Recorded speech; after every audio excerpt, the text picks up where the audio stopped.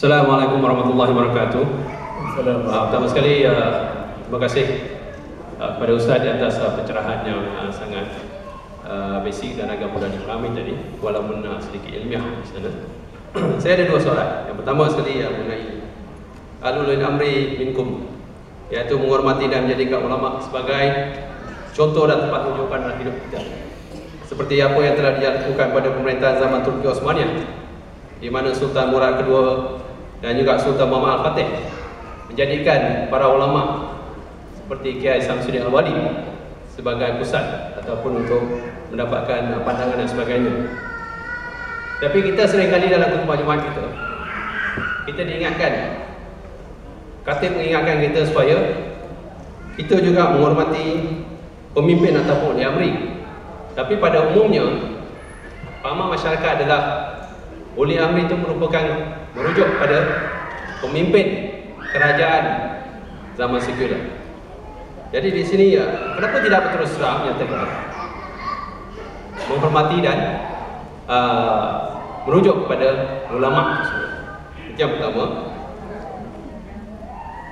Nak saya teruskan pertama atau teruskan soalannya? Teruskan Yang kedua tadi tentang ilmu dan amalan tadi. Jadi ilmu tanpa amalan itu merupakan satu yang sia-sia, rugi dan juga bazir. Manakala amalan tanpa ilmu juga merupakan sesuatu yang sesat dan mungkin menjuruskan kita kepada gila. Jadi karakah haramiah yang mana menjuruskan manusia ke arah kehancuran dan juga kerosakan kian berkembang biak di pelbagai peringkat masyarakat di negara kita sejak puluhan tahun lalu. Jadi Perlembagaan Persekutuan Perkara 3/1 memberi peruntukan khas kepada agama Islam di Malaysia. Jadi persoalan saya di sini, bagaimana kita nak mengislahkan perlembagaan di atas agar undang-undang Islam dapat ditegak, diikat dan dididik dalam hati dan diri setiap manusia atau setiap Muslim di negara kita tanpa menghilangkan kedudukan dan pangkat dan juga derajat. Mohon pencerahan. Terima kasih. Okey. Ada dua respon. Yang pertama berkaitan merujuk pada ulama. Amalan merujuk pada ulama yang paling teras ialah pendekatan yang paling efektif yang perlu dilakukan oleh pihak pemerintah. Awalnya dalam sistem pemerintah Islam, pemerintah itu adalah ulama dan ulama juga adalah pemerintah. Tapi dalam sistem baru sekular liberal ni, ulama lain, pemerintah lain. Macam Kristian, padri lain, penguasa politik dan pemerintah lain. Asalnya krisis ini berlaku dalam Kristian. Pemisahan antara fungsi ulama dan pemerintahan. Bila Islam datang, Nabi SAW mensinonimkan pemerintah adalah seorang yang alim. Seorang yang alim itu menjadi pemerintah. Bukan setakat alim, wara, ada juga zuhud. Maknanya orang yang memiliki daya, keimanan, ketakwaan dan kemampuan yang tinggi. Tapi apa yang ada pada kita pada hari ini, kita pecah-pecahkan. Orang nak jadi pemerintah haruslah mempunyai kuasa politik yang dominan. Tak kira dia semayang, ke tak semayang, ke kena Allah, ke kena Rasul, ke tahu hukum, ke tahu hakam, ke apa boleh buat, tak boleh buat, ke janji dia parti kita menang 2/3 dia jadi menteri besar, menang 2/3/5 dia jadi Perdana Menteri. Walhal basic tentang fardu ain pun tak lepas. Dalam Islam, seseorang tu pemimpin mesti alim, faqih, zuhud, wara', supaya dia tak ganggu sistem pemerintahan. Dan matlamat pemerintahan sebuah negara itu tercapai untuk mendapatkan kerajaan Allah bagi melahirkan negeri baldatun thayyibatun wa rabbun ghafur. Jadi soal ini soal yang perlu difahami oleh pihak pemerintah dan diaplikasi dalam sistem pemerintahan negara. Ada bukan tak ada, tapi sedikit saja ulama yang menjadi pemerintah atau pemerintah yang mengambil kira pandangan ulama. Ada, tetapi dalam kapasiti yang kecil dan masih lagi sedikit. Okey. Yang kedua, bagaimana kita nak mengislah perlembagaan untuk melahirkan masyarakat yang berilmu, beriman dan bertakwa pada Allah dalam konteks negara Islam yang sebenar. Mudahnya, ubah perlembagaan perkara 3:1. Islam agama persekutuan berdasarkan Ahlus Sunnah wal Jamaah. Full stop. Tafsiran pada perlembagaan perkara 3:1 ni boleh dibuat subsection lain dalam perlembagaan. Apa definisi Ahlus Sunnah wal Jamaah tu? Akidah Asy'ariyah Maturidiyah, mazhab Syafi'i dan meraihkan mazhab mutabayin lain, tasawuf yang benar. Jelas. Dan peruntukan perkara 3:1 perlembagaan yang dipindah ini akan beri kuasa pula pada raja-raja Melayu, beri kuasa agama pula pada Yang di-Pertuan Agong untuk laksanakan tuntutan-tuntutan yang lain seperti hudud, qisas dan memperluaskan amalan takzir untuk jaga agama, jaga akal, jaga keturunan, jaga harta, jaga diri, sekaligus memperkasakan enakmen pentadbiran agama Islam di negeri-negeri di bawah bidang kuasa Tuanku Sultan. Kalau perlembagaan tak kuat, dia tak boleh menyuntik atau tak boleh jadikan momentum untuk memperkasakan enakmen pentadbiran Islam di negeri-negeri di bawah akta kesalahan syariah. Sebab bidang kuasa Islam dalam perlembagaan itu terhad. Jadi perkara 3:1 dipindah, hendaklah dipindah, wajib dipindah. Pemimpin kita adun ke menteri besar kali parlimen kena tahu. Dan ulama kena sampaikan suara ni. Saya sampaikan ni, kalau saya mati esok hari, selesai kerja saya. Nah, inilah yang menjadi aspirasi kita umat Islam Ahlus Sunnah wal Jamaah. Kalau kita suara, mereka tak ubah, mereka tak pindah, mereka tak lakukan anjakan paradigma juga pada cadangan ini, serah pada Allah. Faiza azamta fatawakkal 'ala Allah. Kalau kita nak berontak, kita nak berperang, lagi runtuh agama, runtuh negara, bawa kehancuran, tak ada faedah juga. Jadi kita alim ulama ni, kita beri cadangan, beri sarana, beri solusi terhadap konflik yang berlaku di kalangan umat Islam di negara kita dan seluruh dunia. Lebihnya kita serah pada Allah. Di samping pindah perlembagaan perkara 3:1, kita juga kena letak satu mekanisme yang jelas dalam undang-undang tubuh negeri. Katakan Johor berpegang teguh dengan Ahlus Sunnah wal Jamaah. Buat syarat seorang sultan negeri Johor berpegang teguh dengan Ahlus Sunnah wal Jamaah. Seorang menteri besar negeri Johor hendaklah dari kalangan Ahlus Sunnah wal Jamaah. Jelas. Tengok apa nama ni, krisis kepimpinan menteri besar Selangor. Kita tak fikir menteri besar tu Ahlus Sunnah ke, Wahabi ke, Syiah ke, Wahabau ke, Wahubi ke, sekular ke, liberal. Tak fikir, kita tak fikir. Hak kita fikir, parti mana? Parti Cak Itik ke, parti Cak Ayah? La talilak tabluk, la talilak tabluk. Tu.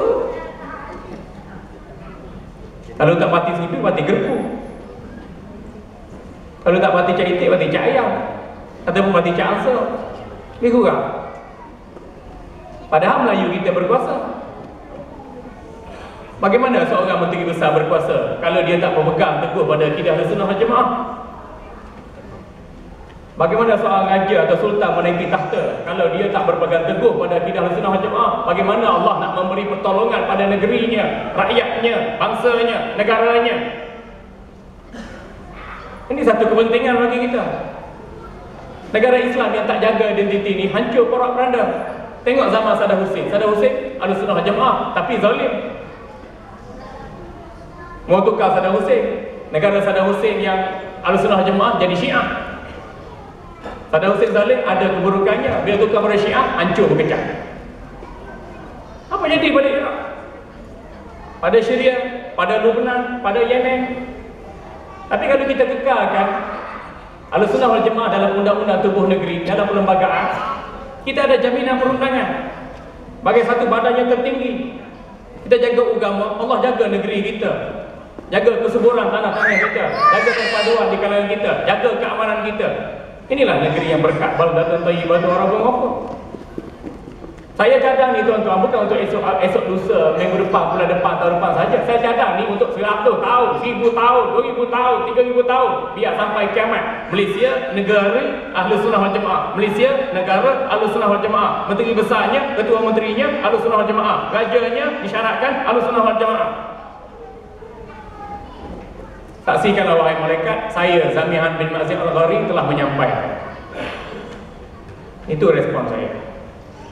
Hal lain itu kurikulum boleh buat. Bab perlembagaan dah ada, undang-undang tubuh negeri dah ada. Kurikulum belajar boleh buat. Peringkat rendah, peringkat menengah, peringkat sains, peringkat konvensional. Hak belajar ilmu-ilmu latihan kemahiran tu kita mesti jadikan Ahlus Sunnah wal Jamaah subjek teras dulu periksa. Ni sejarah dulu periksa. Siapa buka Kuala Lumpur? Yang Ahlul. Siapa buka Pulau Pinang? Francis Light. Bukan Francis Light yang buka Pulau Pinang. Francis Light mari tu orang Melayu Pulau Pinang dah ada. Yang Ahlul mari tu orang Melayu Islam Kuala Lumpur dah ada. Kenapa sejarah buat macam tu? Bagaikan Kuala Lumpur tak ada orang, adanya orang hutan. Bagaikan Pulau Pinang tak ada orang, adanya Ultraman.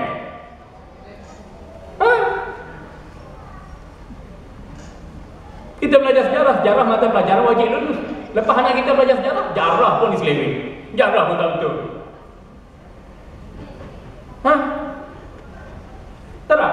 Pejuang kemerdekaan yang sebenar siapa? Pejuang kemerdekaan yang sanggup berperang dengan British. British bawa apa? God, Golden Glory.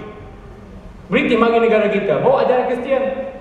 Itu Tok Bu marah. Tuan Haji Abdul Rahman Limbung, Mak Kilau, Datuk Bahaman, Tok Gajah, Tok Semantan, Tok Janggut, Rosli Nobi. Marah pada British. British bawa God, British bawa prinsip Kristian, Trinity. Tok Bu kita marah, alim ulama kita marah, berjuang. Mati-mati ya kita kerih dengan pedang, dengan lembing, mereka bawa senapang gajah. Tak apa kita berjuang mempertahankan agama, akidah Ahlus Sunnah wal Jamaah. Tok Bu kita berjuang dulu, mereka sanggup mati, mereka berjuang kemerdekaan yang sebenar. Tapi sejarah itu tak dipertontonkan, tak dilaung-laungkan sebagai manifestasi perjuangan. Kita laungkan sekarang, ayo Johor, luaskan kuasamu Johor. Apa orang laungkan akidah Ahlus Sunnah wal Jamaah? Berapa orang bangkit mempertahankan akidah Ahlus Sunnah wal Jamaah? Itu Johor. Kalau Kelantan, Gomo, Kelantan, Gomo, Kelantan, Gomo, Kelantan, Gomo. Mentaliti kita. Hobin, jangan hobin. Hobin, jangan hobin. Hobin, jangan hobin. Musuhnya habis binasa. Tapi kalau berakidah ada. Ulama meninggalkan kerana memperjuangkan, ulama meninggal dunia kerana memperjuangkan akidah. Tak dikenal.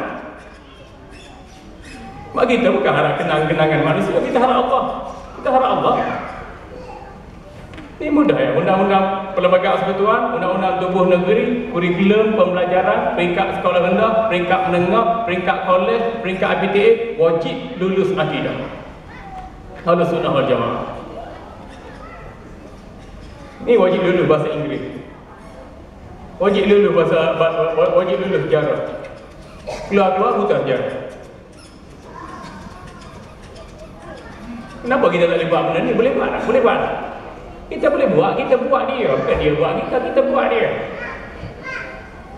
Allah Rabbi la ilaha illallah Muhammadur Rasulullah sallallahu alaihi wasallam.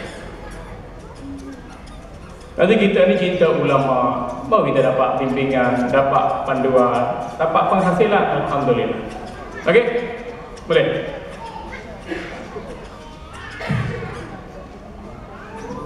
Assalamualaikum Ustaz. Assalamualaikum warahmatullahi wabarakatuh. Saya mungkin ada 2-3 soalan. Dibenarkan atau tidak? Lanjut. Boleh. Soalan saya yang pertamanya ialah saya ingin bertanya kepada Ustaz. Setiap kali saya sembahyang Jumaat, ada khatib yang selalu pesan dan juga dalam doanya ialah supaya kita disatukan dalam Ahlus Sunnah wal Jamaah, Asy'ariyah wal Maturidiyah. Jadi saya agak kurang faham dari segi adakah Ahlus Sunnah wal Jamaah ni ada cabang-cabang lain. So seolah-olah kemungkinan cabang lain itu tidak boleh diikuti. Jadi saya minta Ustaz untuk memberi penerangan lebih lanjut berkaitan dengan nama Ahlussunnah wal Jamaah Syariah wal Maturidiyah. Yang banyak ditekankan oleh khatib di tempat saya solat Jumaat. Yang keduanya, baru-baru ni khatib juga ada berpesan bahawa sesiapa yang tidak belajar sifat 20 akan jatuh kafir. Jadi saya mohon pencerahan daripada Ustaz. Yang terakhir saya rasa soalan saya ialah sebagaimana yang kita tahu Wahabi berpusat di Arab Saudi. Sebagaimana Ustaz cakap tadi, siapa yang berimamkan orang-orang Wahabi solatnya tidak sah. Jadi macam mana kita yang pergi ke Mekah dan Madinah dan bersolat di masjid-masjid di Arab Saudi? Sekian, terima kasih Ustaz. Baik, 3 soalan. Yang pertama, definisi Asy'ariyah dan Maturidiyah. Asy'ariyah dan Maturidiyah ini adalah pelopor kepada Ahlussunnah wal Jamaah di saat Ahlussunnah wal Jamaah menghadapi ancaman Mu'tazilah. Dan ketika itu ulama bangkit menjelaskan tembalang dan penyelewengan Mu'tazilah yang dibangkitkan oleh Imam Abu Hasan Asy'ari, lahir 260 Hijriah, meninggal dunia pada tahun 324 Hijriah di Baghdad. Dan beliau membina metodologi memperteguhkan Ahlussunnah Jamaah, berhujah dengan golongan-golongan sesat Mu'tazilah, Syiah, Murji'ah, Qadariyah dan lain-lain. Dan metodologinya itu dirintis pula oleh ulama sampailah zaman sekarang dengan kitab, dengan rujukan, dengan kurikulum pembelajaran.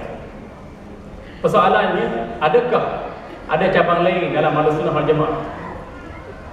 Ya, ada cabang lain. Belum daripada Imam Abu Hasan Asy'ari, Ahlussunnah dah ada dah. Cuma kemunculan ketokohan Imam Abu Hasan Asy'ari itu berdasarkan pada situasi di zamannya. Karena di zamannya paling banyak ajaran sesat. Qadariyah ada, Murji'ah ada, Jabariyah ada, Syiah ada, Mu'tazilah ada. Jadi dia bangkit memberi penjelasan dan pencerahan, menghapuskan penyelewengan. Dan sabda Nabi sallallahu alaihi wasallam jelas.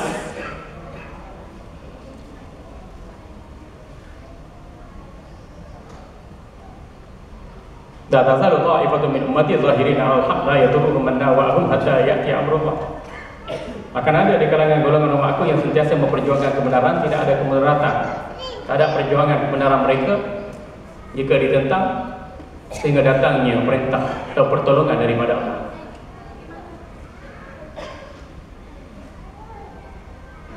Dan ulama kita sepakat, Imam Abu Hasan Asy'ari imam yang diakui ketokohan, keilmuan dan kewibawaan. Lepas tu ratus orang, ribu orang, juta ulama-ulama lain ikut kaedah dia. Lepas itulah dia menonjol. Tapi sebelum daripada Imam Abu Hasan Asy'ari itu, Imam mazhab 4 semua berikut Ahlussunnah wal Jamaah. Cuma nama Asy'ariyah belum keluar lagi lah, sebab belum beranak, belum lahir lagi. Masalah belum berlaku lagi. Imam Syafi'i, Maliki, Hambali, Auza'i, Imam Jarir Tabari, Imam Al-Layth Samarkandi, Ahlussunnah wal Jamaah. Imam Karabisi, guru pada Imam Bukhari, Imam Bukhari sendiri, Muslim, Tirmizi, Nasa'i, Ahlussunnah wal Jamaah. Cuma lafaz tu tidak begitu ketara Ahlussunnah wal Jamaah sebab berdasarkan situasi masing-masing. Tapi kandungannya sama, cuma pendekatan agak sedikit berbeza, peristilahan juga sedikit berbeza. Yang kedua, ada khatib sebut, apa tak mengaji sifat 20 kafir? Betulkah khatib sebut itu? Atau khatib sebut lain, kamu dengar salah? Lalu kamu kata khatib yang sebut itu? Itu kaedah dia. Kalau khatib sebut begitu, salah.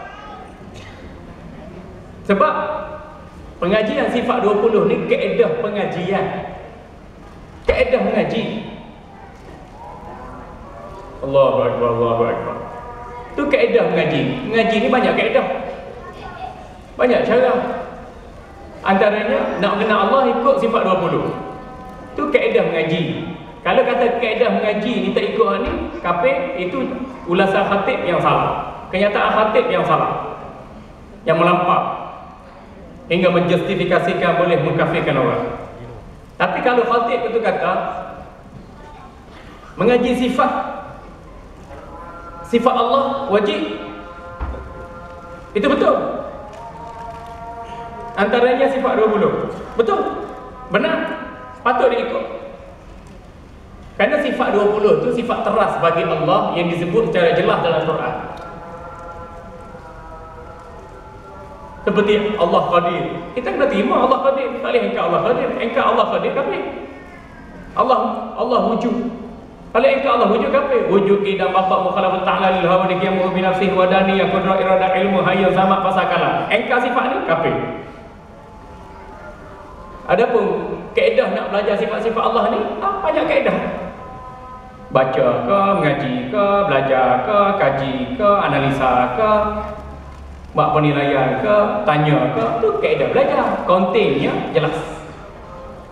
Jadi kenyataan khatib tadi, kita sangka khatib tu baik, kita aja salah dengar. Khatib kata, siapa tak belajar sifat-sifat Allah, antaranya sifat 20, maka tangga iman dia, maka rosak akidah dia, maka gugur akidah dia, maka dia tak kenal Allah, maka dia jadi kafir. Betul? Tapi kalau khatib hanya menekan aspek teknikal, maka kenyataan khatib itu tak betul.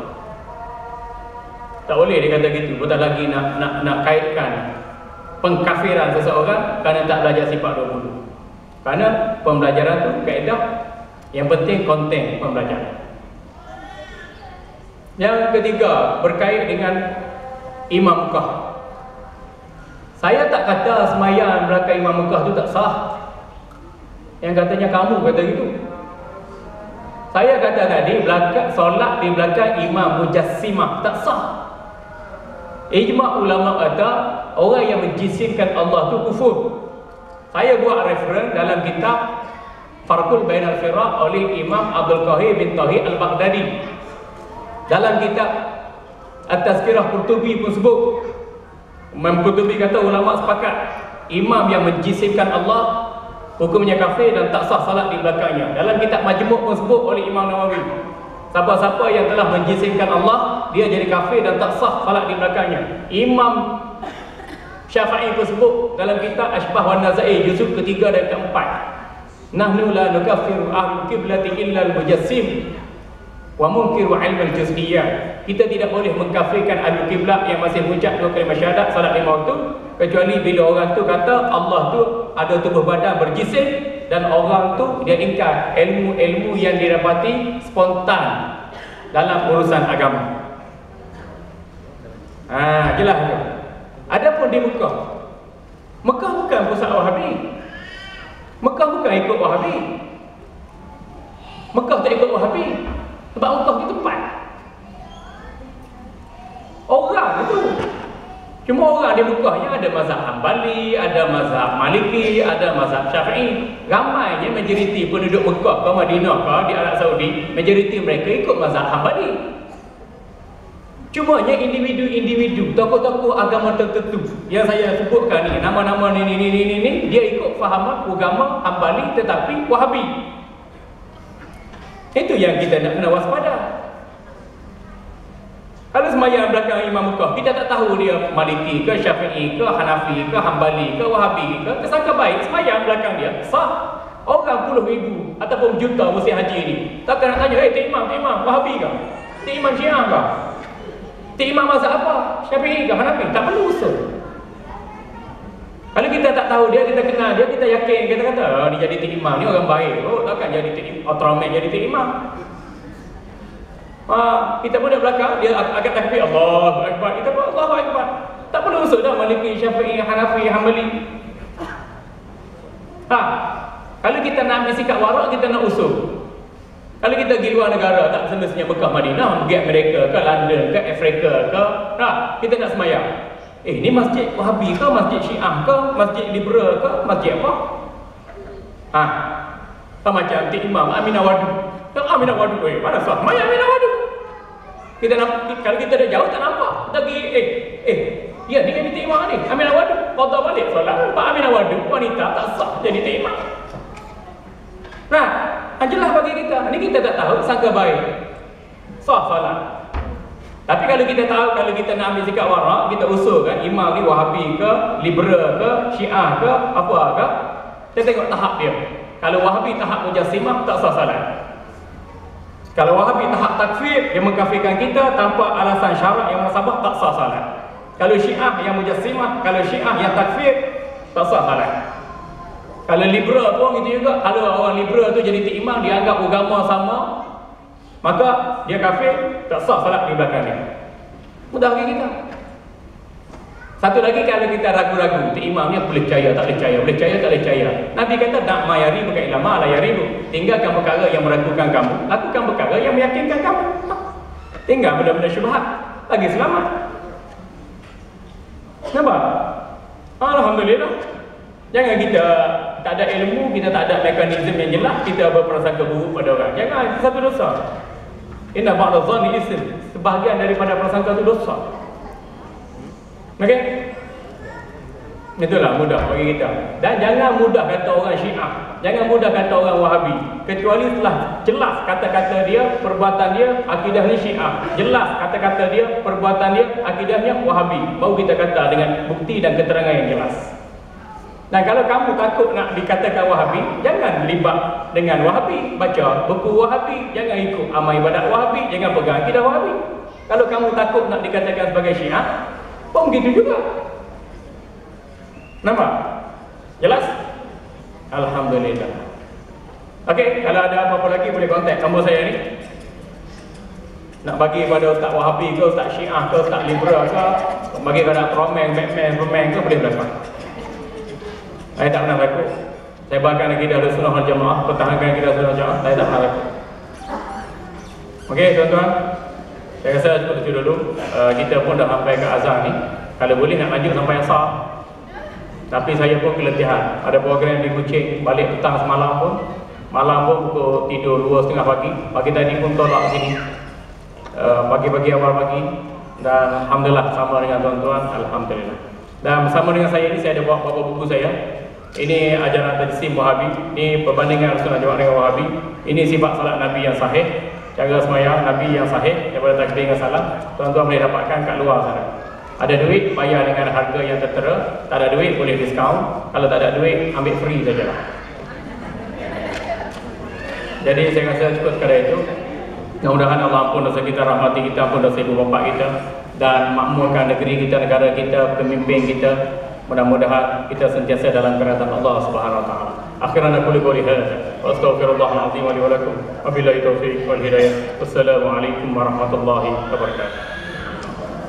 Waalaikumsalam warahmatullahi taala wabarakatuh.